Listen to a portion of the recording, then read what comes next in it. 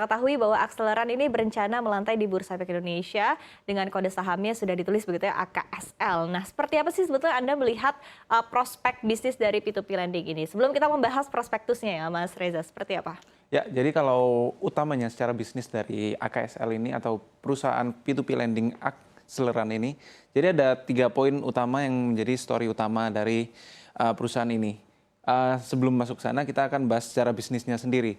Jadi bisnis dari Akseleran mereka adalah pinjaman usaha produktif. Jadi mereka membuat intinya dari Akseleran itu mereka seperti sebuah platform yang mengadakan tempat untuk peminjaman untuk perusahaan-perusahaan yang butuh pendanaan melalui platform Akseleran. Kemudian mereka akan mendapatkan pendanaan dari retail-retail yang ingin mendapatkan atau berinvestasi sehingga mereka memberi pinjaman kepada platform Akseleran tersebut.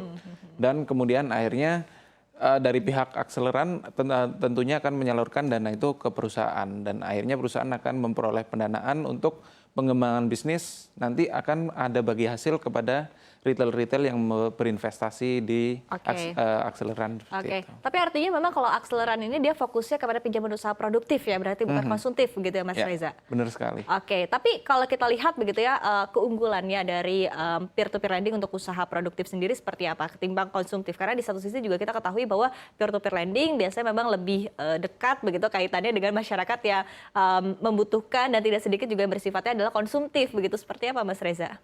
Ya, kalau saya lihat sebenarnya selama ini untuk pinjaman usaha produktif dan dari perusahaan-perusahaannya itu sendiri memang kompeten untuk memberi pinjaman itu sebenarnya sebuah produktif lah, aman untuk kemungkinan dari kegagalan bayar atau non-performing loan-nya itu akan cenderung kecil. Sedangkan kalau konsumtif itu cukup berisiko mengingat dari cara pendaftaran untuk mendapatkan dari P2P lending sendiri itu sebenarnya sangat mudah sehingga ketika kita nggak ngerti siapakah orang yang mendapatkan pinjaman itu, pinjaman konsumtif itu akan menjadi risiko yang cukup bahaya untuk perusahaan P2P lending karena ada ancaman dari kegagalan pembayaran utang tersebut. Oke, artinya kalau kita lihat dari sisi bisnis sebetulnya cenderung lebih aman begitu ya secara peer-to-peer lendingnya memang lebih fokus kepada produktif ketimbang konsumtif begitu ya Mas Reza. Tapi kalau kita mulai lihat begitu dari prospektusnya sendiri seperti apa? Apakah memang menarik sebetulnya atau justru ada beberapa poin yang harus diperhatikan oleh para pelaku pasar? Ya, jadi kalau misalnya kita sudah masuk bagaimana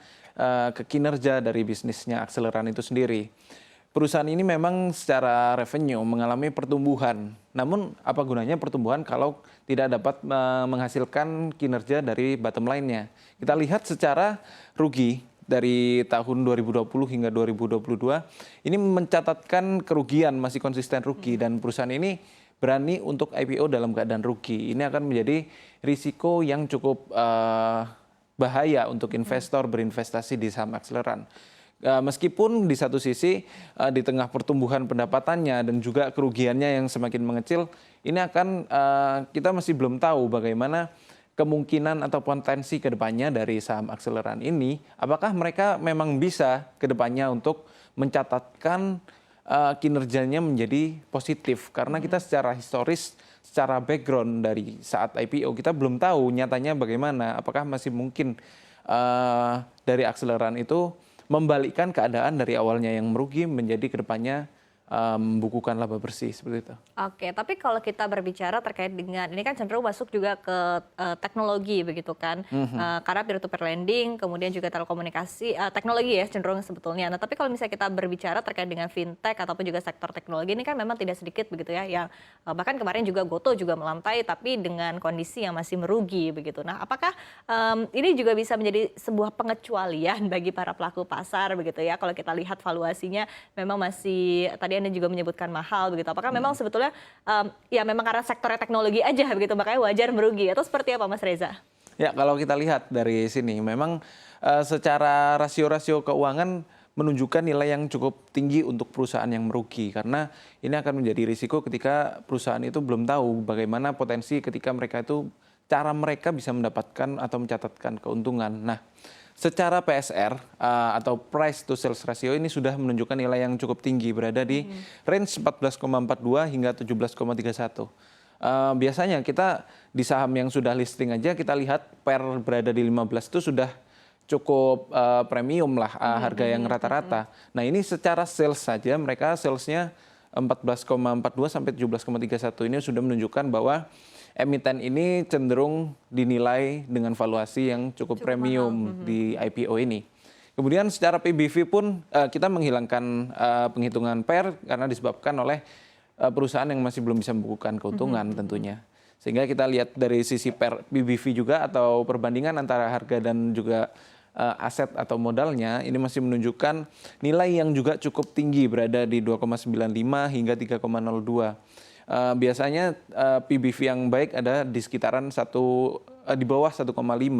Sedangkan ini 2 kali lipat lebih tinggi dibandingkan dengan rata-rata untuk PBV yang terhitung murah ya. Bahkan untuk peersnya juga dia lebih mahal begitu ya? Ya, ini terlihat cenderung mahal. Dan emiten ini mengincar dana perolehan dari IPO ini sebesar 300 miliar hingga 358 miliar. Nilai ini juga cukup tinggi karena menunjukkan bahwa market cap dari emiten akseleran ini yang masih belum tahu kita bahkan apakah memang ada potensi untuk membukukan keuntungan. Emiten ini sudah merencanakan untuk mencatat market cap hingga 1 triliun sampai 1,23 triliun. Nah, itulah yang menyebabkan risiko dari berinvestasi di saham akseleran saat ini seperti itu. Ini bahkan dengan skema harga 1 dan juga 2 di 100 dan juga Rp120 per sahamnya juga sama-sama masih mahal begitu ya Mas Reza ya. Tapi kalau kita lihat rekomendasi dari tim riset CNBC sendiri seperti apa Mas Reza? Ya, mengingat dari sini juga, terus kita juga melihat ada beberapa faktor. Saham akseleran ini saat ini ketika akan mencatatkan di pasar bursa nanti, itu beredar rumor di sosial media bahwa tidak ada fixed allotment dari emiten akseleran ini ketika nanti IPO atau melantai di bursa.